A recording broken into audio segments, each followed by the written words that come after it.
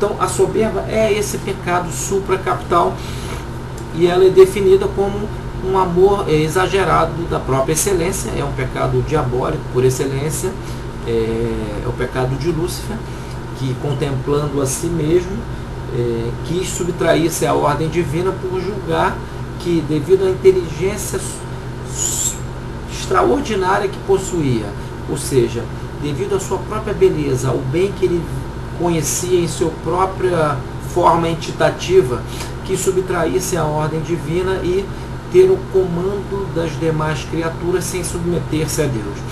Então a soberba é um pecado diabólico por excelência e é o pecado supracapital, ou seja, o alimento de todos os pecados capitais.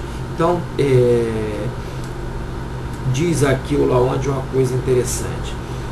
Após afirmar o princípio básico, todo pecado se fundamenta em algum desejo natural, e o homem, ao seguir qualquer desejo, tende à semelhança divina, pois todo bem naturalmente desejado é certa semelhança com a bondade divina, e de que o pecado é desviar-se da reta apropriação de um bem, Tomás lembra que, se a busca da própria excelência é um bem, a desordem, a distorção dessa busca é a soberba que assim se encontra em qualquer outro pecado. Ou seja, nisso o Laonde está sendo bem fiel a Santo Tomás ao dizer que ela sendo um pecado transcapital, ou seja, supracapital, ela se encontra em cada um dos pecados. Todos a pressupõem, ela é o pressuposto fundamental de todos os pecados capitais. E o seu contrário é justamente a humildade, que é um reconhecer-se em seu devido tamanho nesta ordem de coisas que são. Ao passo que a soberba implica uma certa falta de visão, porque por melhor que sejamos, não somos o sumo ser, o soberbo padece de uma burrice fundamental, que é julgar-se superior a todos os demais.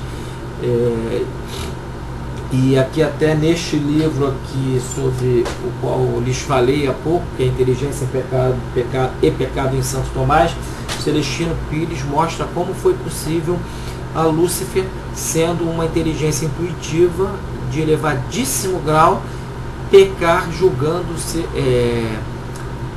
capaz de subtrair-se à ordem da divina providência, né? Então a soberba é esse pecado diabólico, né?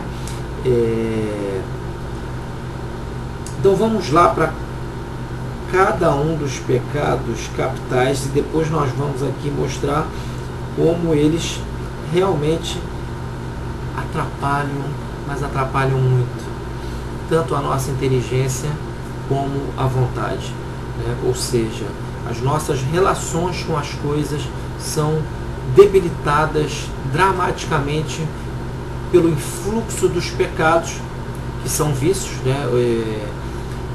Eu estou assimilando aqui, obviamente, a terminologia cristã, né? Como católico, né?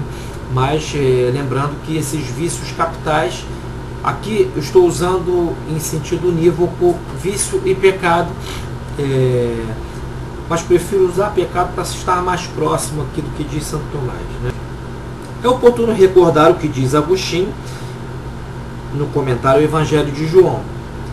A glória pressupõe um certo esplendor, daí que glorificar e resplandecer são tratados no Evangelho como a mesma coisa.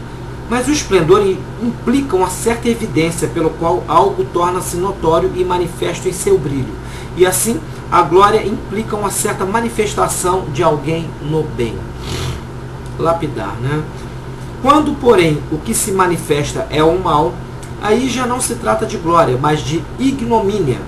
Por isso, Ambrósio diz em seu comentário a Romanos que glória é certa notoriedade acompanhada de louvor. Mas a glória pode ser considerada em três modos.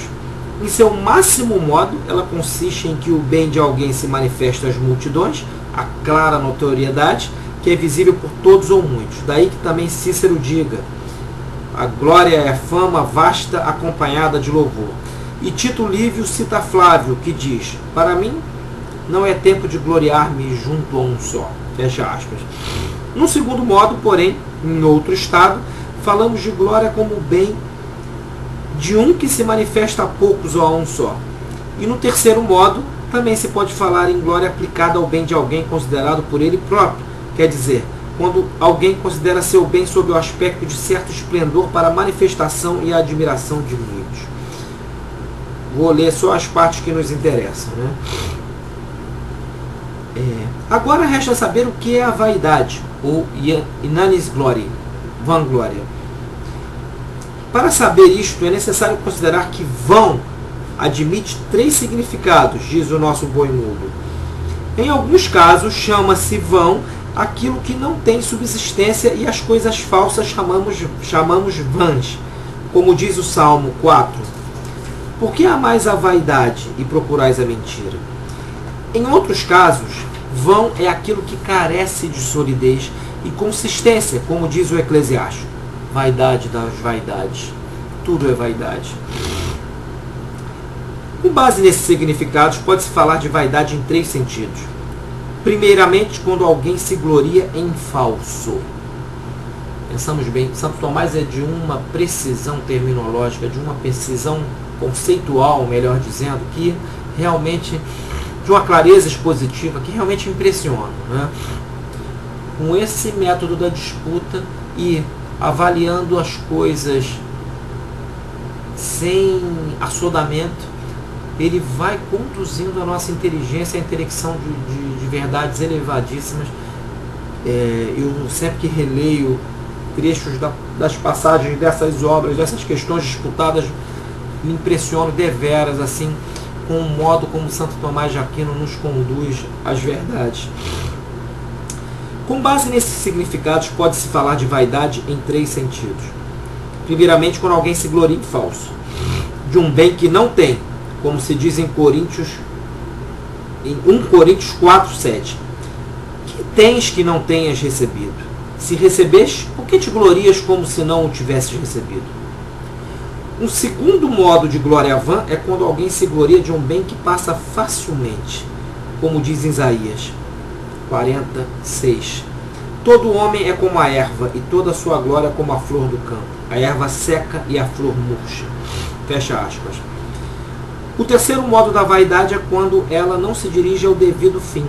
É natural ao homem que tenha o conhecimento da verdade, pois por esse conhecimento seu intelecto se aperfeiçoa. Mas não é tender à perfeição, e sim uma certa vaidade, querer que esse seu bem seja conhecido. Então, recapitulando aqui os 3 modos de vaidade segundo Santo Tomás. Primeiro, gloriar-se de algo falso, de um bem que não se tem. Segundo, gloriar-se de coisas passageiras.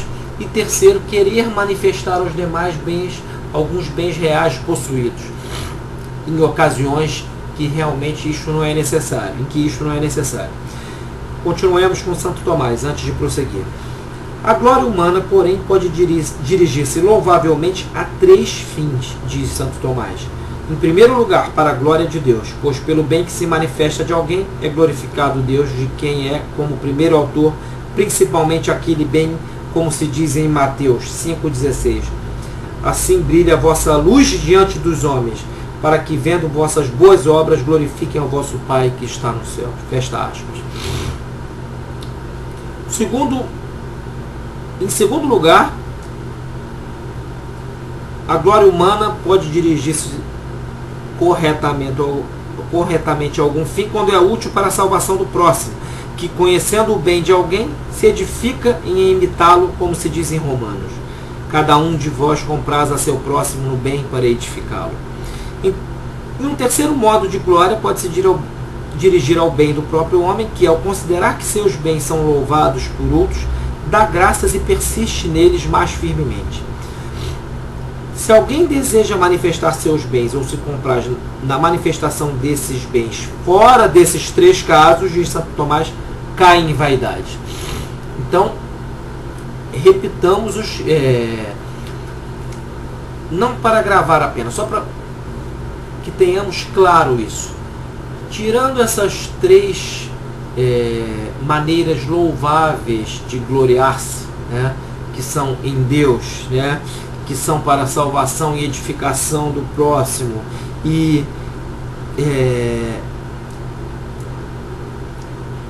considerar que esses bens são louvados por outros de maneira, vamos dizer assim, equânime e equilibrada,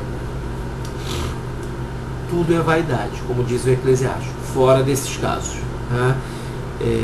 Então, dito isso, a vaidade é a primeiro dos 7 capitais, pecados capitais, segundo Santo Tomás. A vaidade já é, vamos dizer assim, uma primeira manifestação da soberba, né?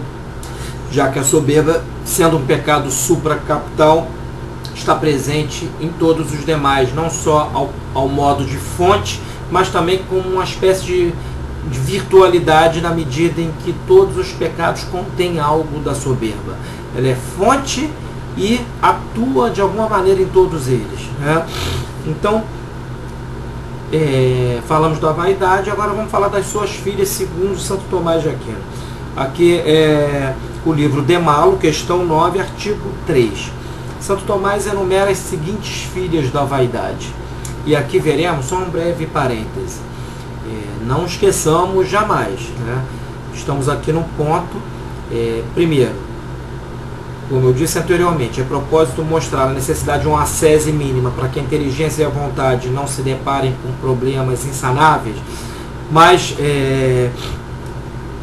estamos vendo aqui na prática, vamos ver na prática, ao enumerar essas filhas da vaidade, assim como os demais pecados capitais e suas filhas, vamos dizer assim, o quanto a inteligência vai sofrendo um déficit, até o ponto de chegar numa situação que Santo Tomás de Aquino chama de quietas mentes, ou seja, a cegueira da mente, que é uma situação de tal drama que é análogo ao pecado do Espírito Santo, em geral, inclusive fruto dele, em que o homem já não consegue enxergar, tal foi o atoleiro em que se meteu, ele não consegue enxergar com clareza aqueles princípios da ordem moral que são reitores da vida humana, sem os quais o homem se brutaliza.